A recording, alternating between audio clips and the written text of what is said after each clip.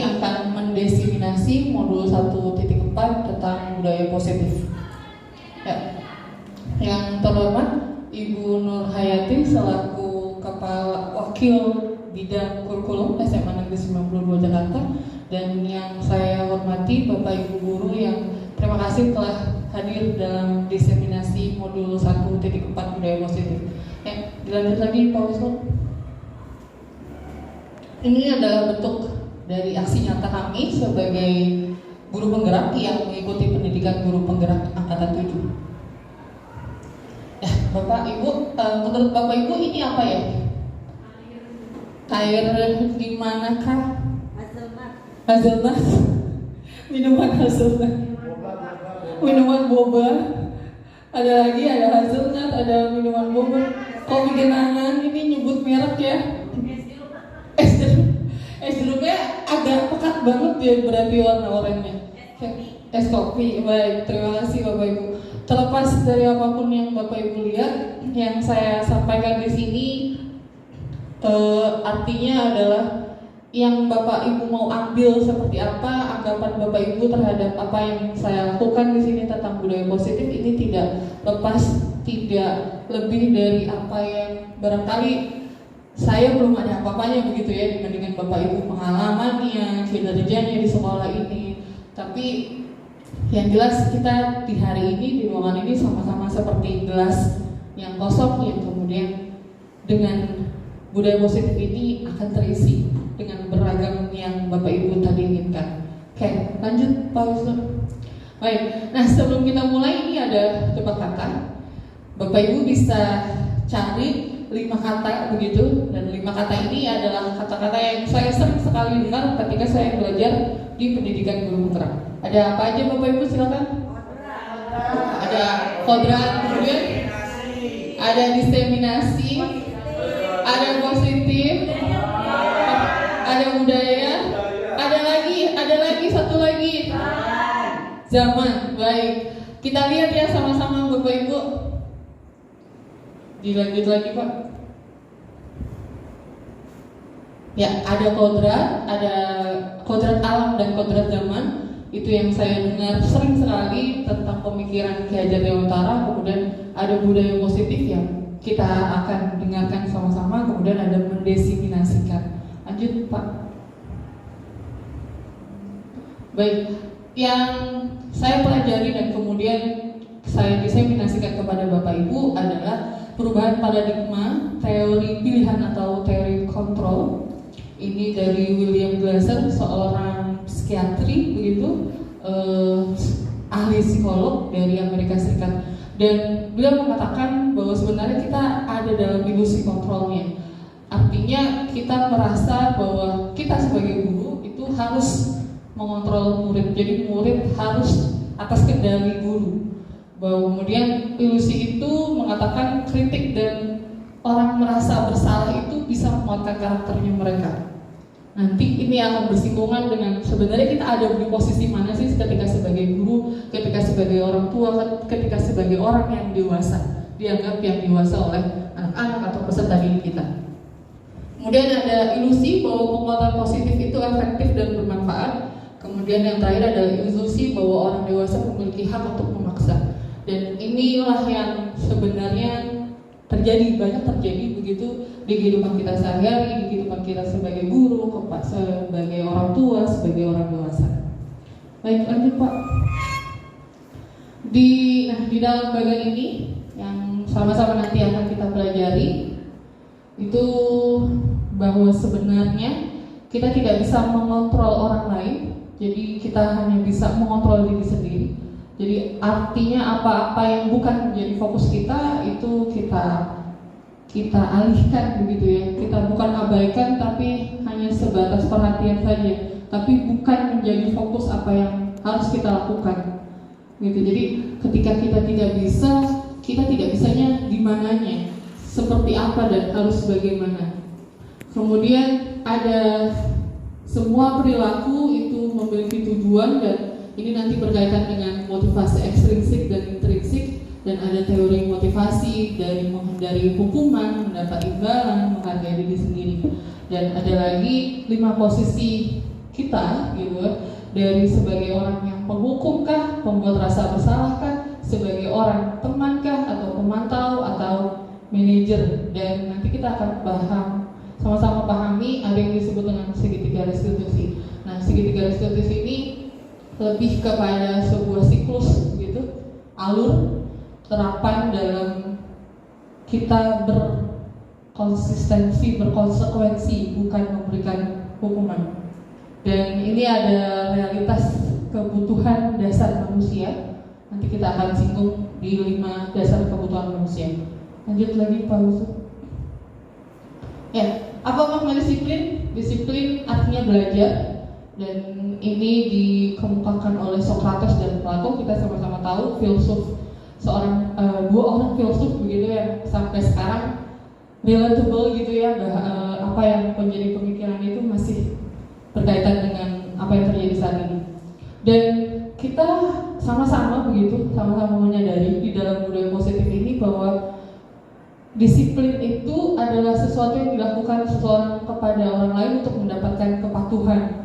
Dan disiplin itu bentuknya tidak nyaman, bukan dengan apa yang kita hargai atau pencapaian suatu tujuan mulia. Jadi ketika kita melaksanakan, kita punya konsep disiplin itu adalah ketika kita mau orang lain berbuat sesuatu untuk kita dan kita melakukan kalimat perintahnya dan selanjutnya itu dilakukan oleh si orang itu, kemudian kita katakan itu adalah disiplin. Lanjut Pak.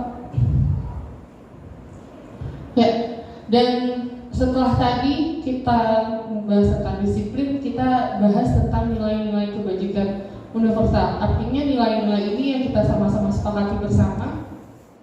Dan dilepas dari disiplinnya tadi, bahwa di kurikulum Merdeka begitu kita kenal yang namanya profil pelajar Pancasila, yakni beriman bertakwa kepada Tuhan Yang Maha Esa dan berakhlak mulia, kemudian mandiri, bernalar kritis, kemudian berkebinekaan global, bergotong royong dan kreatif.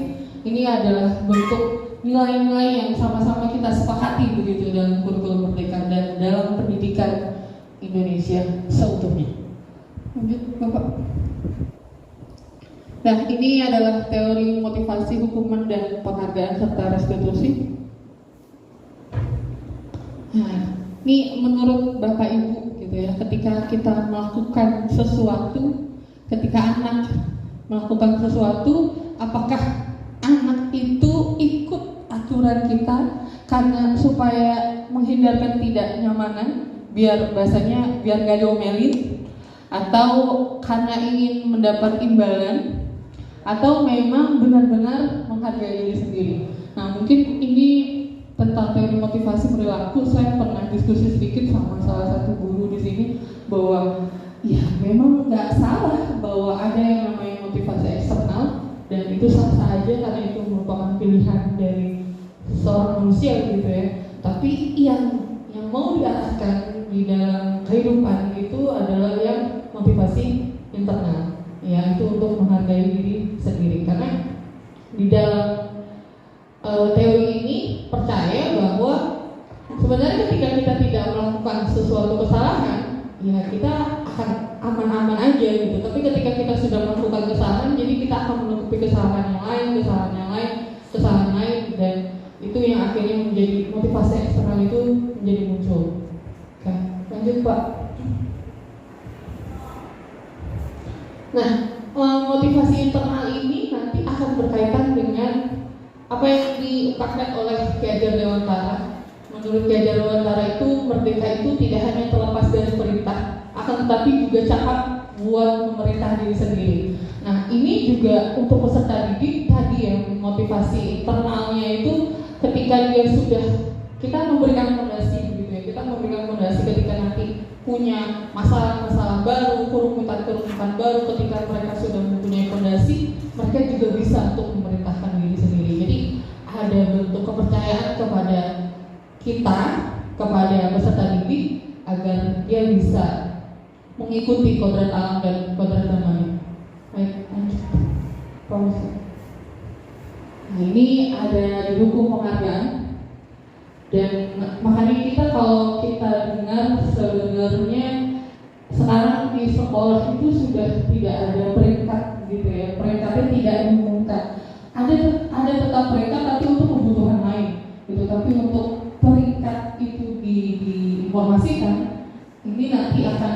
menjadi sebuah wacana bahwa ada yang disebut dengan dihukum oleh penghargaan. Jadi penghargaan menghukum yang kalah merasa bodoh, merasa kurang pintar karena ada perbandingannya. Kemudian ada penghargaan yang berusaha hubungan yang kalah karena kurang senang, bisa jadi menindas yang menang gitu. Jadi ada efek-efek dari sebuah yang namanya penghargaan. Tapi kembali lagi, hal-hal yang seperti ini itu bisa sebenarnya menjadi motivasi eksternal, tapi dengan dasar ada penguatannya. Nah, penguatannya itu adalah bentuk afirmasi atau penghargaan kebajikan. Nah, ini yang tadi ketika penghargaan itu dilakukan, motivasi eksternal itu dilakukan, kita juga tetap memberikan apresiasi. Karena apresiasi ini adalah bentuk konsistensi dan bentuk bagaimana apa yang sudah dilakukan percaya bahwa adalah sebuah proses, bahwa peserta didik itu yakin pada proses apa yang telah dilaluinya sehingga mereka pantas gitu. Bukan karena mereka mau penghargaan itu begitu, tapi karena mereka pantas mendapatkan penghargaan itu dan mereka mau melakukannya lagi tanpa motivasi eksternal tadi. Dilanjut lagi Pak.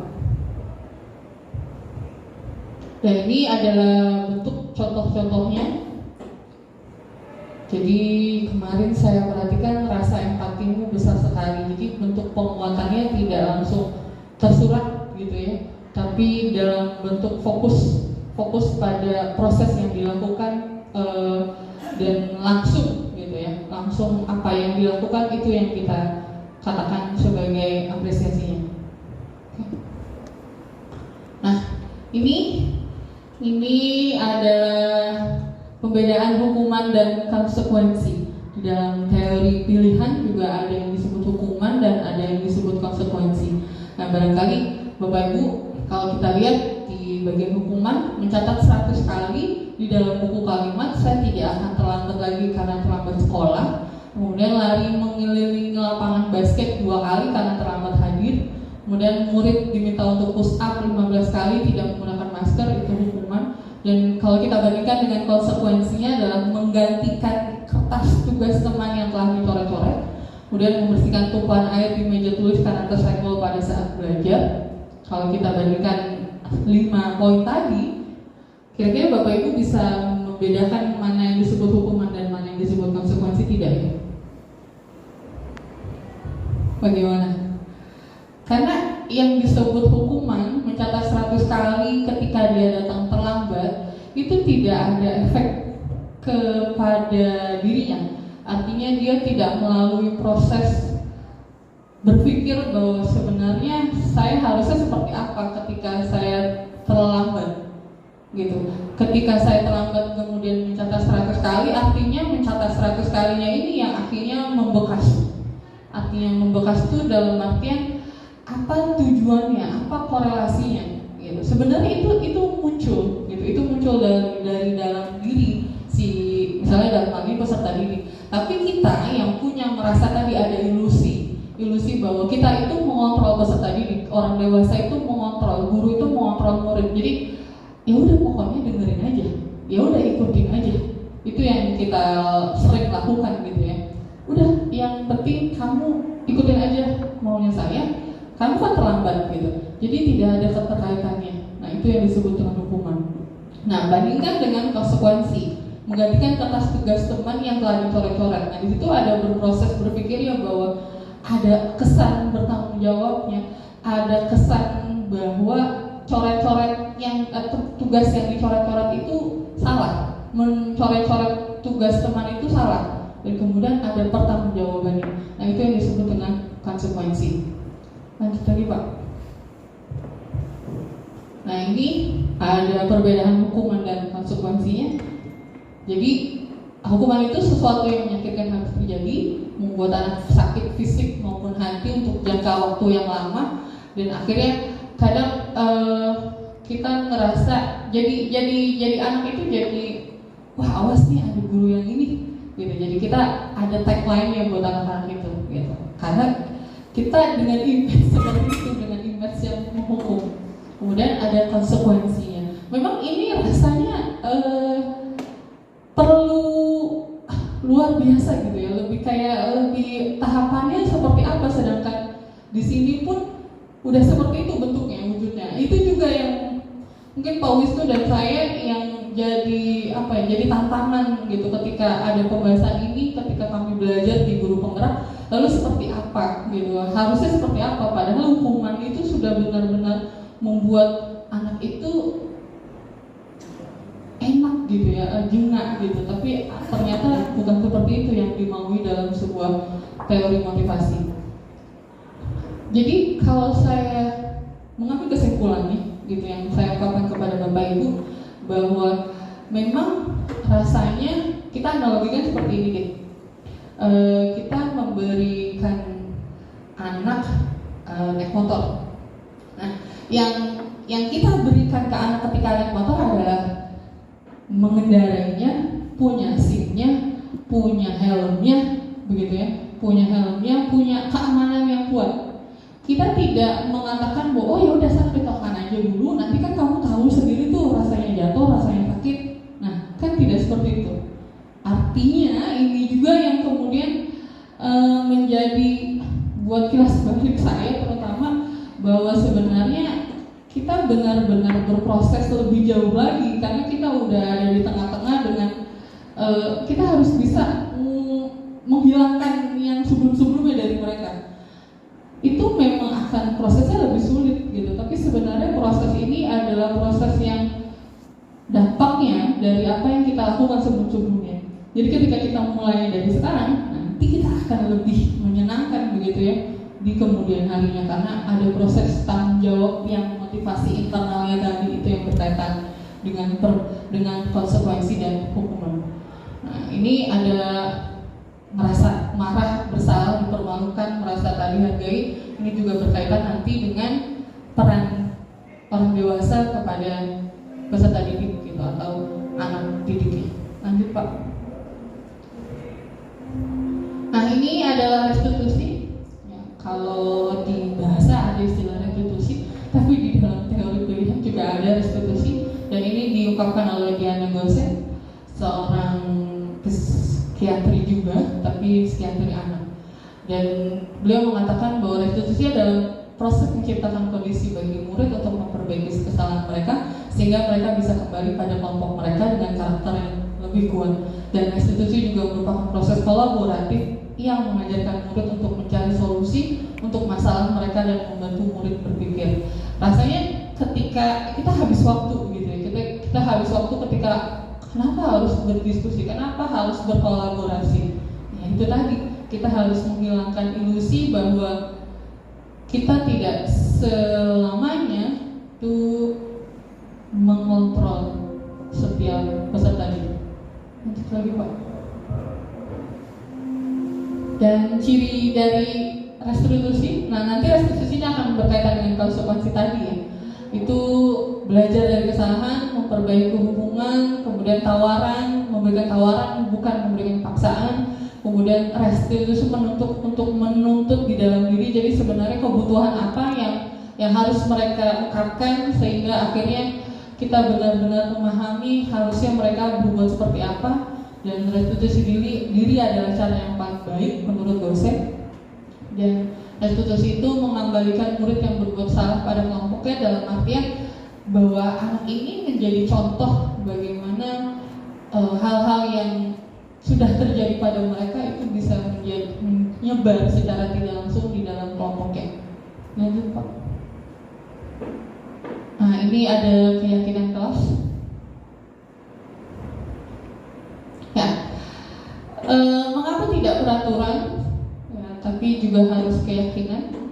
Karena kita mau mendukung motivasi intrinsik, dan kita percaya pada nilai kebajikan yang di dalam profil pelajar Pancasila itu kita sepakati. Lanjut, Bapak.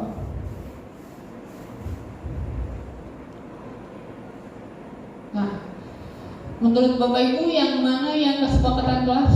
Datang tepat waktu, atau kami guru dan murid yang saling menyayangi, menjaga kebersihan sekolah, kemudian kami murid yang semangat belajar? Yang mana Bapak Ibu? Kami semangat belajar. Yang semangat, kami murid semangat belajar, ya. itu adalah kesepakatan kelas. Jadi kalau yang sebelah sini itu lebih ke peraturan. Oke, dilanjut lagi Pak. Nah ini di next slide. Oke, jadi ada peraturan dan ada keyakinan kelas. Selalu kembalikan buku ke tempatnya, itu kita berperilaku tanggung jawab. Kemudian dilarang mengganggu orang lain. Itu kalimat keyakinan kelasnya adalah menghormati orang lain. Kemudian hadir 15 menit sebelum pembelajaran, itu berkomitmen. Dilarang melakukan kekerasan, itu menghormati orang lain dan menghargai keselamatan orang lain. Lanjut lagi Pak. Ada lanjut.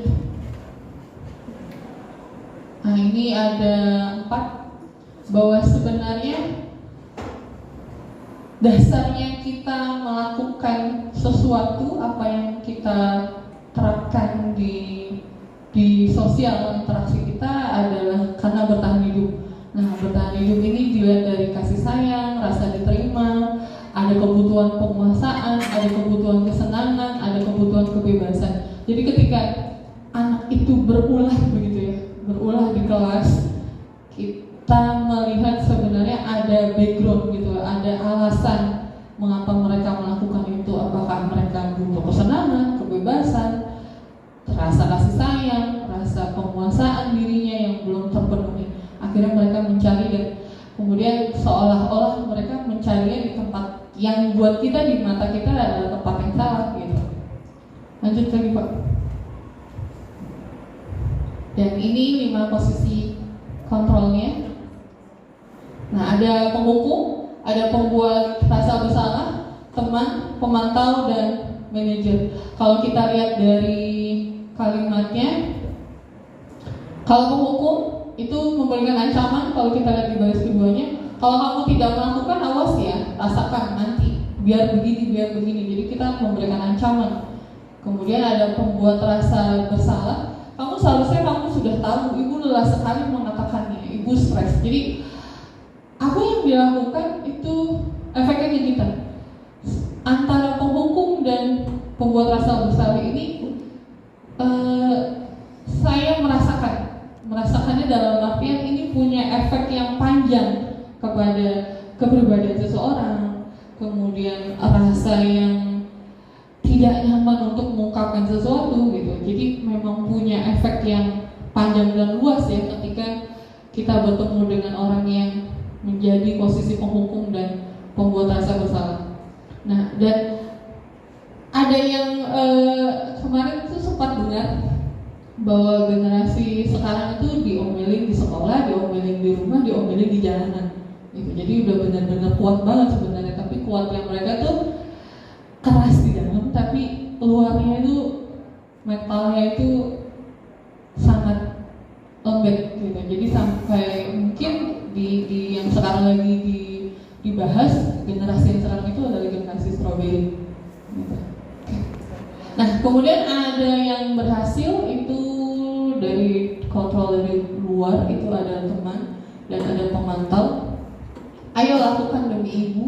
Masa kamu tidak mau? Ingat tidak, ibu pernah bantu seperti ini. Kemudian pemantau itu ada apa peraturannya. Jadi bagaimana harusnya mereka bertindak di satu situasi itu. Dan yang paling bagus adalah sebagai kondisi manajer.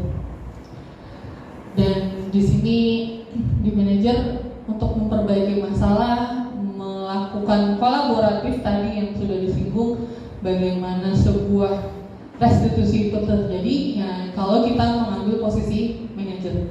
Lanjut lagi Pak. Nah ini contoh-contohnya. Nah di bagaimana kamu bisa menyelesaikan ini, itu yang paling ideal dan yang paling baik begitu.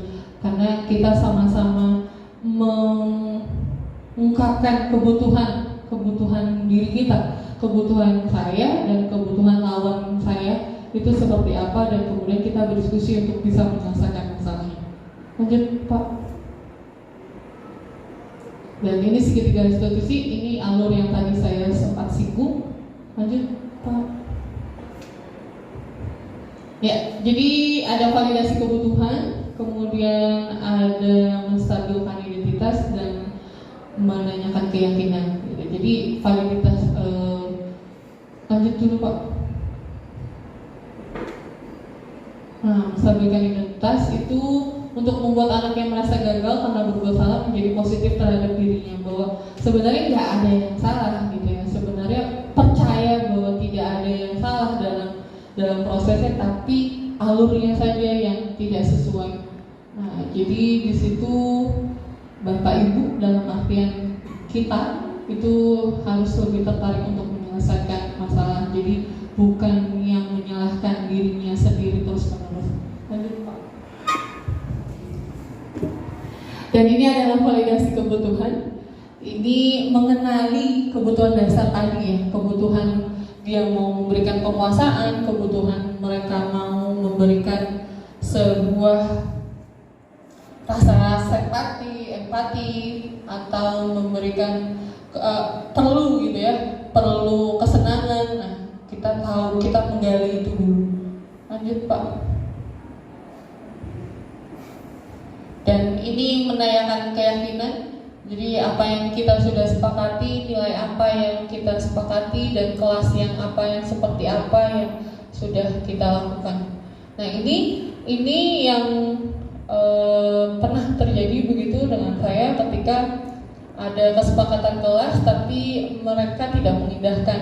Jadi waktu itu kami menyepakati kelasnya harusnya istirahat begitu, balik istirahat harus sudah datang, tapi kalau datang terlambat harus ada konfirmasi. Tapi ketika tidak ada konfirmasi, nah ini yang dilakukan adalah memberikan sebuah kolaborasi, sebuah restitusi.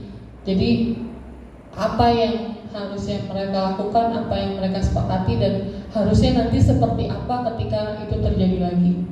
Lanjut. Terima kasih Bapak Ibu.